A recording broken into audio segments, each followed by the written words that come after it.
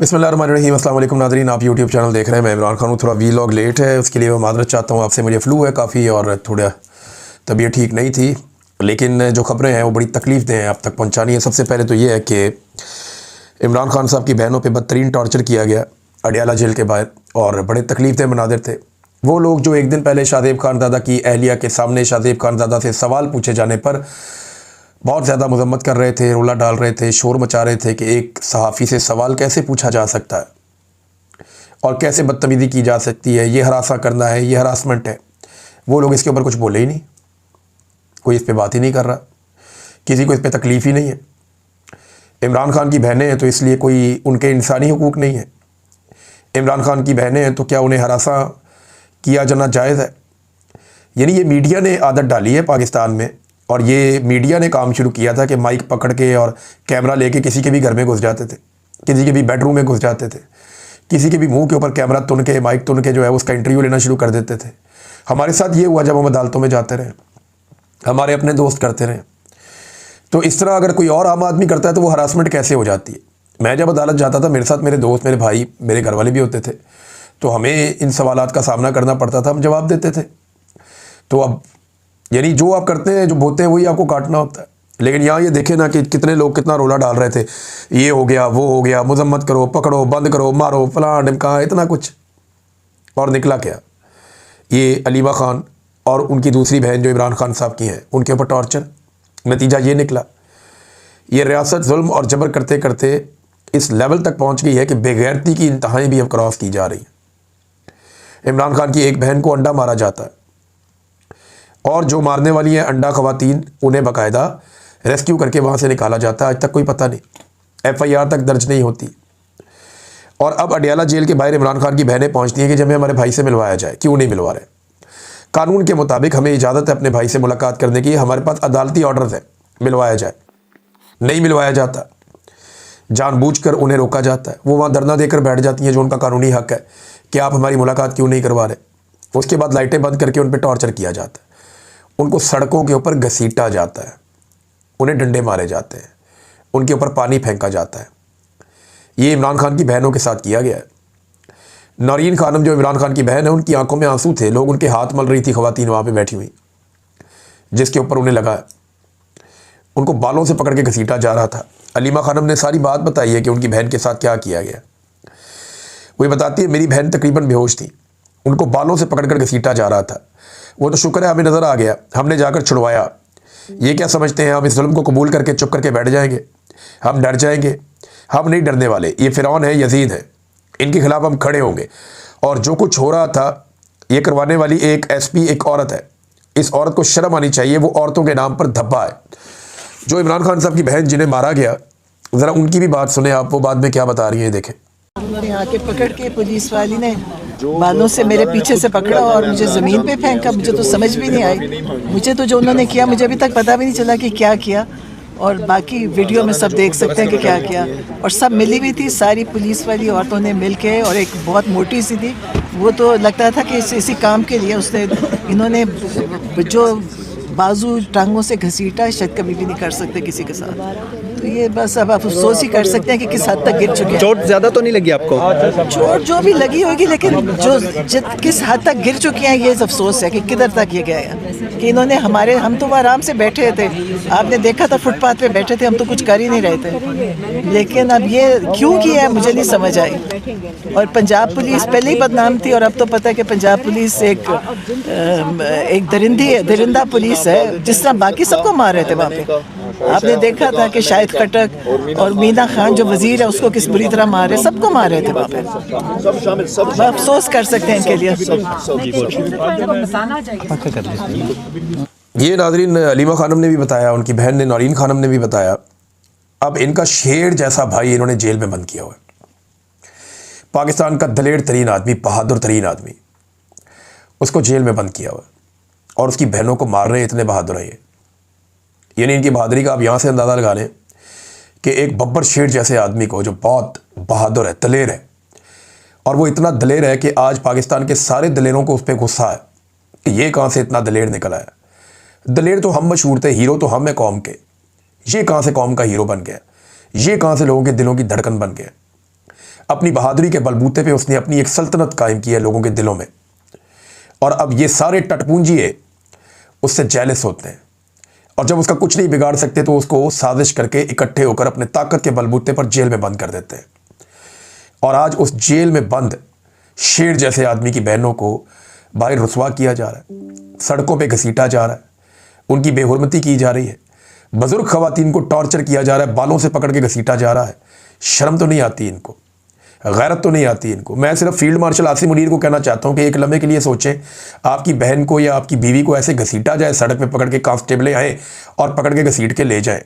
देखिए, ज़िंदगी में मुश्किलात आती हैं, आपके ऊपर भी आ सकती हैं, आपकी फैमिली पे भी आ सकती हैं, आपके ख़ानदान के ऊपर भी ये मुश्किलात आ सकती हैं। तो जब वो मुश्किलात होंगी तो आपकी औरतें भी निकलेंगी ना बाहर, तो तब उनको अगर सड़क पर ऐसे पकड़ के घसीटा जाए तो उन्हें कैसा महसूस होगा, आपको कैसा लगेगा। औरतों तक इस लड़ाई को नहीं ले जाना चाहिए था, घरों तक। पाकिस्तान में ना ये लड़ाई बहुत पुरानी है एस्टेब्लिशमेंट की और मुज़ामत करने वालों की।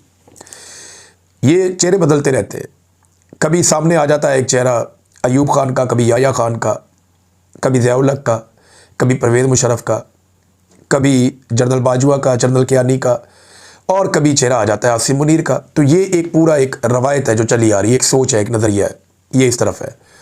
दूसरी तरफ भी चेहरे बदलते रहते हैं, कभी कायदे आज़म, कभी फातिमा जिन्ना, कभी लियाकत अली खान, कभी जुल्फ़िकार अली भुट्टो, कभी बेनज़ीर भुट्टो, कभी इमरान खान, वहाँ पे भी ये चल रहा है। लेकिन कभी भी औरतों के साथ ये नहीं किया गया। घरों की चादर और चार दीवारी का तकद्दुस कभी इस बुरे अंदाज में पामाल नहीं किया गया जो आसिम मुनीर साहब के दौर में हो रहा है। उन्हें सोचना चाहिए कि इतने जुल्म के बाद जब कुदरत का डंडा चलेगा तो क्या वो बर्दाश्त कर पाएंगे, क्योंकि मैंने हर जालिम का अंजाम कभी भी अच्छा नहीं देखा।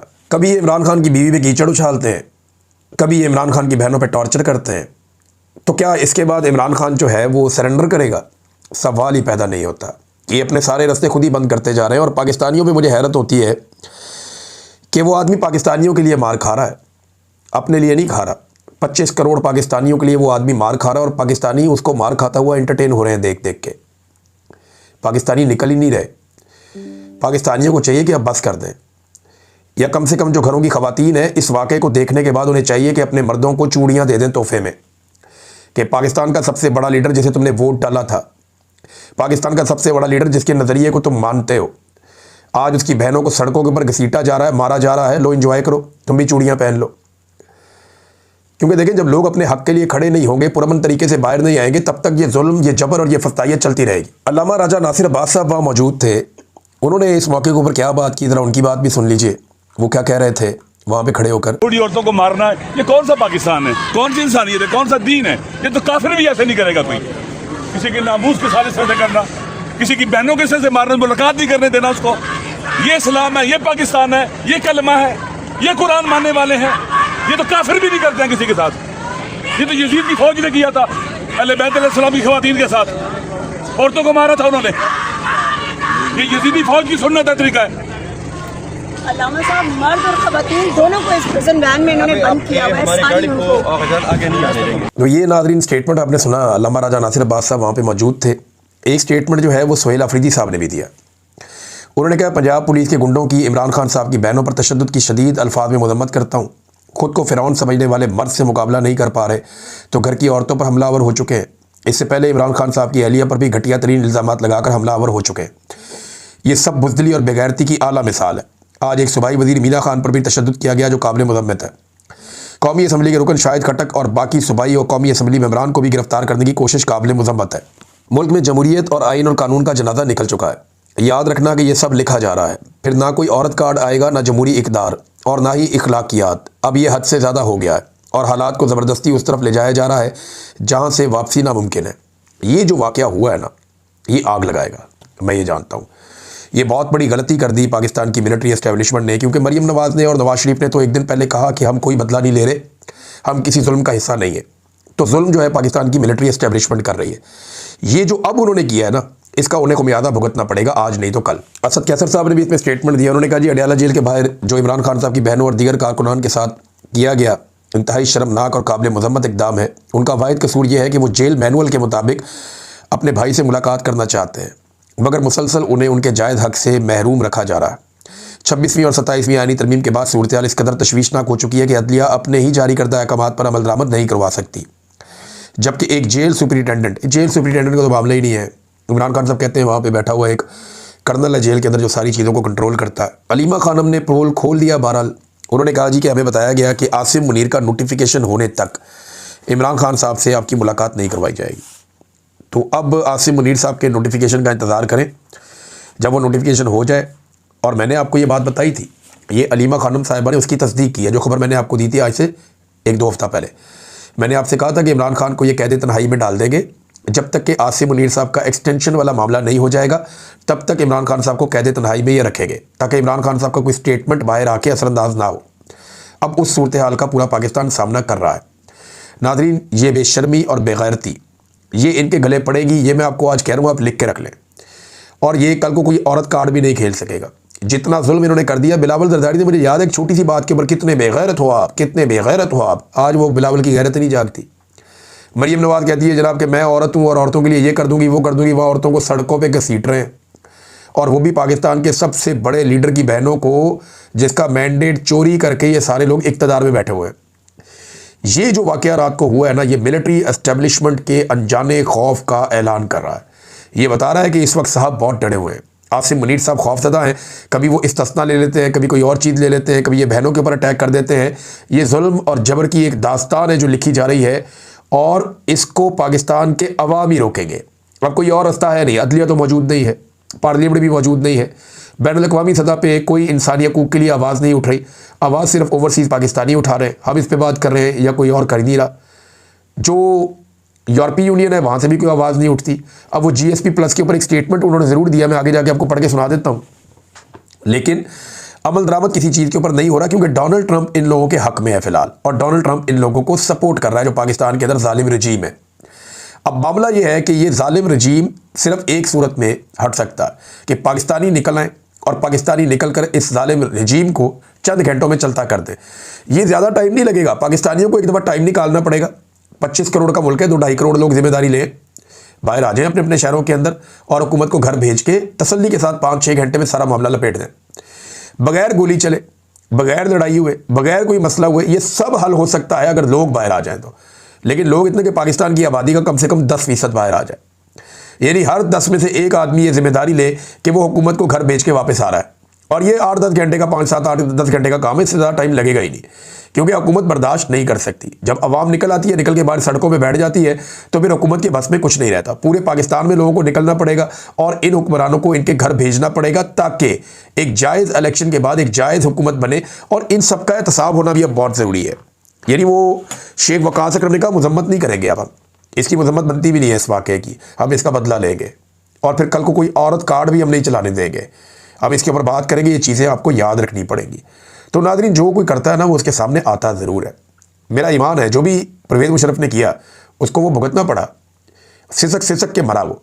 अब ये जो अभी जुल्म हो रहा है इनको भी भुगतना पड़ेगा। नाज़रीन, आने वाले जुम्मे के दिन की मुनासबत से एक महमूद खान अचकज़ई साहब ने ऐलान किया है, और उन्होंने दरख्वास्त की है तमाम मकातब फ़िक्र के उलमा इकराम और ख़तीब नमाज जुमा में इस बात का ऐलान करें कि ताहयात इस्तिस्ना गैर इस्लामी है, गैर शरई है और एक तरह का शिरक है।